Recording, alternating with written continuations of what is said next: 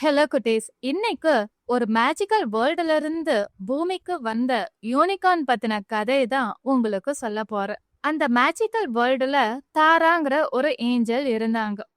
அவங்க குழந்தைய இருக்கும்போதே ஒரு யூனிகார்னும் அவங்க கூடவே சேர்ந்து வளர்ந்து வந்துச்சு. இவங்க 2 பேரும் இணை பிரியாத நண்பர்களா வளர்ந்து வந்தாங்க. காலப்போக்குல தாராவோட வாகனமா யூனிகார்ன் மாறிடுச்சு. ஒரு கார்டியனா, ஃப்ரெண்டா எல்லாமாவுமே அந்த யூனிகார்ன் தான் இருந்துச்சு. தாரா கூடவே சின்ன வயசுல இருந்தே வளர்ந்து வந்ததுனால யூனிகார்னுக்கும் தாரா கிட்ட இருக்கிற அனைத்து நல்ல குணங்களுமே இருந்துச்சு. தாராவுக்கு எல்லார்கிட்டயும் அன்பா இருக்கணும், பாசமா இருக்கணும், சின்ன சின்ன உயிரினங்களுக்கும் உதவி செய்யணும். யாராவது ரொம்ப கஷ்டப்பட்டுட்டாங்க அப்படின்னா தாராவால தாங்கிக்கவே முடியாது. தன்னுடைய சக்தியை பயன்படுத்தி அவங்க முகத்துல சிரிப்பா வர வைப்பாங்க. அவங்களுடைய வாழ்க்கையில நிம்மதிய வர வைப்பாங்க. இத பார்த்துக்கிட்டே இருந்த யூனிகார்னும் அதே விஷயத்த செய்ய ஆரம்பிச்சது. ஒரு நாள் தாராவும் யூனிகார்னும் பூமிக்கு வந்தாங்க. பூமிக்கு வந்தவங்க அங்க கஷ்டப்படுற மக்கள் எல்லாத்தையுமே பார்க்க ஆரம்பிச்சாங்க. தாரா நிறைய பேத்துக்கு உதவி செய்ய ஆரம்பிச்சாங்க. யூனிகார்னும் தாராக்கு ஏத்த மாதிரியே நிறைய பேருக்கு உதவி செய்ய ஆரம்பிச்சது. தாரா வந்ததுக்கான நோக்கம் நிறைவேறிடுச்சு, இப்ப போலாம் அப்படின்னு யூனிகார்னை கூப்பிட்டாங்க. ஆனா யூனிகார்ன், இல்ல, இங்க பாருங்க, இங்க இத்தனை பேர் இருக்காங்க, இவங்க எல்லாருக்கும் நம்முடைய உதவி கண்டிப்பா தேவை. நான் இங்கே இருந்து இவங்களுக்கு வேண்டிய உதவியை செய்யறேன் அப்படின்னு அந்த யூனிகார்ன் சொல்லுச்சு. நம்முடைய தேவை அவங்களுக்கு தேவை இல்ல அப்படின்னு தாரா சொல்ல முயற்சி பண்ணாங்க. ஆனா யூனிகார்ன், இங்க இருக்கிற மனிதர்களுக்கு, குழந்தைங்களுக்கு எல்லாத்துக்கும் என்னுடைய உதவி கண்டிப்பா தேவை. நான் இருந்து அவங்களுக்கு செய்யணும். அது என்னுடைய கடமையா நான் பாக்குறேன் அப்படின்னு ரொம்ப உணர்ச்சி வசப்பட்டு பேச ஆரம்பிச்சது. தாரா கொஞ்ச நேரம் யோசிச்சுட்டு, உன்னை அழைச்சிட்டு போகிறதுக்கான காலம் கண்டிப்பா வரும். அந்த சமயம் நான் வரேன். அது வரைக்கும் நீ உன் விருப்பப்படியே இந்த மனிதர்களுக்கு நீ உதவி செய் அப்படின்னு சொல்லிட்டு தாரா அந்த மேஜிக்கல் வேர்ல்டுக்கு போயிட்டாங்க. யூனிகார்ன் அங்க இருக்கிற குழந்தைங்களோட பழக ஆரம்பிச்சது. ரொம்ப சந்தோஷமா வாழ ஆரம்பிச்சது. குழந்தைகள் கிட்ட ரொம்ப க்ளோஸ் ஆயிடுச்சு. குழந்தைங்க எல்லாருக்குமே யூனிகார்னை ரொம்ப பிடிக்கும். அதே மாதிரி பெரியவங்களுக்கும் யூனிகார்னை பிடிக்க ஆரம்பிச்சது. அங்க யாருக்காவது உதவி தேவைப்பட்டாலோ, இல்ல பண உதவி தேவைப்பட்டாலோ, இல்ல உடம்பு சரியில்லை அப்படின்னாலும் யூனிகார்னால தாங்கிக்கவே முடியாது. அங்க யாருக்காவது கஷ்டம் வந்தாலோ, இல்ல உடம்பு சரியில்லாம படுத்திருந்தாலோ, யூனிகார்ன் அந்த இடத்துக்கு போய் நின்னாவே போதும். யூனிகார்னுடைய மேஜிக்கல் பவர் அவங்கள குணப்படுத்திடும், இல்ல அவங்களுடைய பிரச்சனையில இருந்து காப்பாத்திடும். இதை எல்லாருமே உணர்ந்திருந்தாங்க. யூனிகார்ன் கிட்ட ஏதோ ஒரு மேஜிக் இருக்கு, அது இந்த இடத்துக்கு வந்து நின்னாவே அவங்களுடைய கஷ்டம் எல்லாமே போயிடுது அப்படின்னு மட்டும் எல்லாருமே உணர்ந்திருந்தாங்க. ஒரு முறை ஒரு குழந்தை யூனிகார்னுடைய வால்ல இருந்து விழுந்த அந்த க்ளோயிங் முடிய எடுத்து பத்திரமா வச்சுக்கிச்சு. ரெயின்போ கலர்ல இருக்கிற அந்த முடிய பத்திரமா தன்னுடைய அலமாரியில வச்சுச்சு. அன்னையிலிருந்து அந்த வீட்ல நிறைய மேஜிக் நடக்க ஆரம்பிச்சது. அவங்க அப்பாவுக்கு வேலை கிடைச்சது, அவங்க அம்மாவுடைய உடல்நிலை சரியாச்சு, குழந்தைங்க எல்லாருமே நல்லா படிக்க ஆரம்பிச்சாங்க, அவங்களுடைய ஒவ்வொரு ஆசைகளும் நிறைவேறிக்கிட்டே இருந்தது. இதை எல்லாத்தையும் கவனிச்ச அக்கம் பக்கத்துல இருக்கிறவங்க எல்லாருமே எப்படி இப்படி ஒரு விஷயம் நடக்க ஆரம்பிச்சதுன்னு ஆச்சரியமா கேட்க ஆரம்பிச்சாங்க. அப்ப அந்த வீட்டு குழந்தை தன்னுடைய ஃப்ரெண்ட்ஸ் கிட்ட, எல்லாம் இந்த யூனிகார்னுடைய மேஜிக் தான். அதோட முடி எங்க வீட்ல நான் பத்திரமா எடுத்து வச்சிருக்கேன், அதனாலதான் எங்க வீட்ல எல்லா மேஜிக்கும் நடக்குது அப்படின்னு தன்னுடைய ஃப்ரெண்டு கிட்ட சொல்லுச்சு. அப்புறம் அந்த குழந்தை, எனக்கும் அந்த யூனிகார்னுடைய முடி வேணும்னு வீட்ல போய் நடந்த எல்லாத்தையும் சொல்லுச்சு.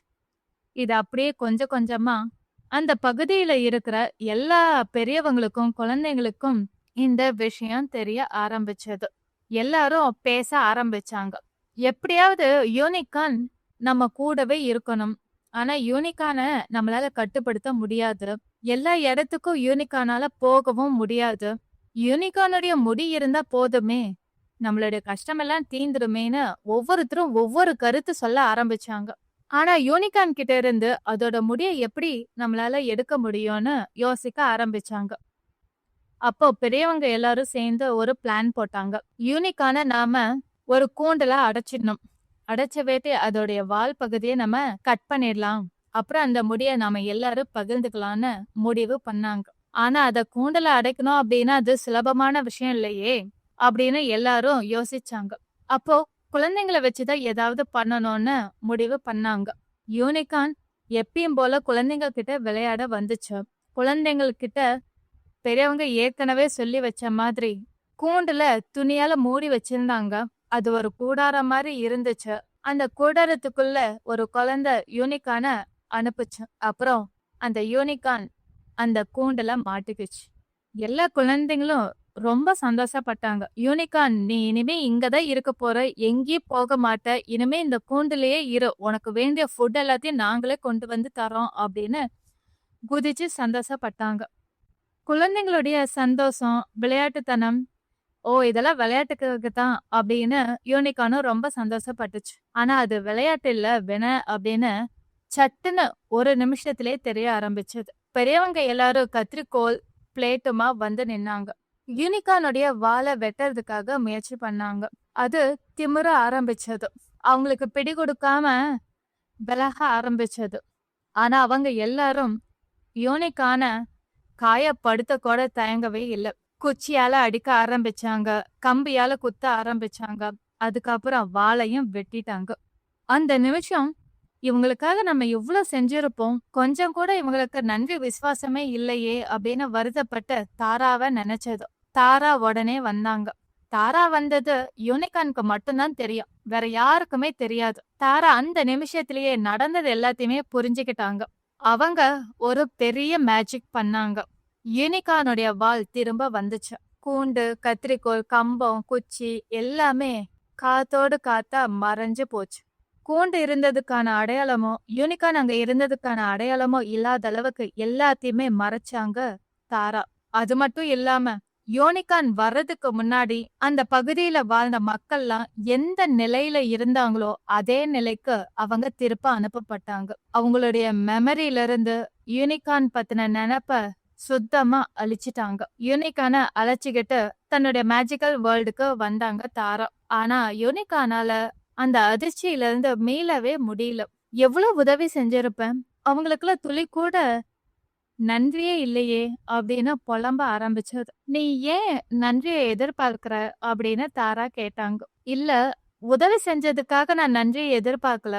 ஆனா அவங்க எல்லா நேரமும் கஷ்டம் அனுபவிக்க கூடாது அப்படிங்கிறதுக்காக என்ன கஷ்டப்படுத்த கூட துணிஞ்சிட்டாங்களே, அதுதான் என்னால தாங்கிக்கவே முடியல அப்படின்னு யூனிகார்ன் சொல்லுச்சு.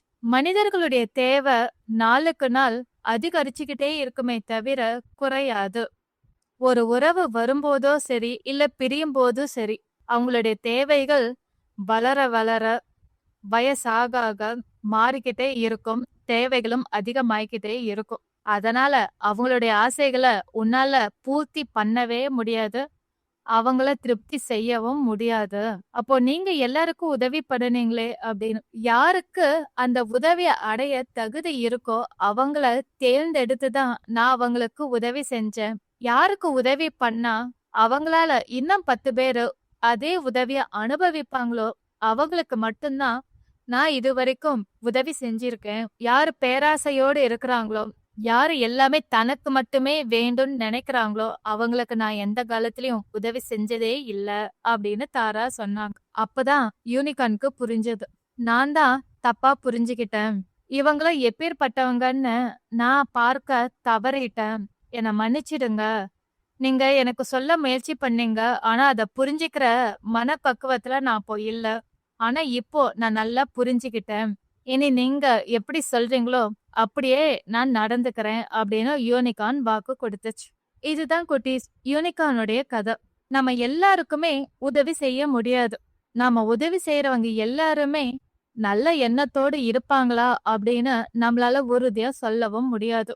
சில பேர் பேராசை எண்ணத்தோடு இருக்கிறவங்களா இருக்கலாம். சில பேர் எல்லாமே தனக்கு மட்டுமே வேணும்னு சுயநலத்தோட வாழ்றவங்களாவும் இருக்கலாம். சில பேர் தனக்கு எவ்வளவு கிடைச்சாலும் பரவாயில்ல, அது எல்லாத்தையுமே யாருக்கு இல்லையோ அவங்களுக்கு பகிர்ந்து கொடுக்கணும்னு நல்ல எண்ணத்தோடு இருக்கிறவங்களும் இருக்கலாம்.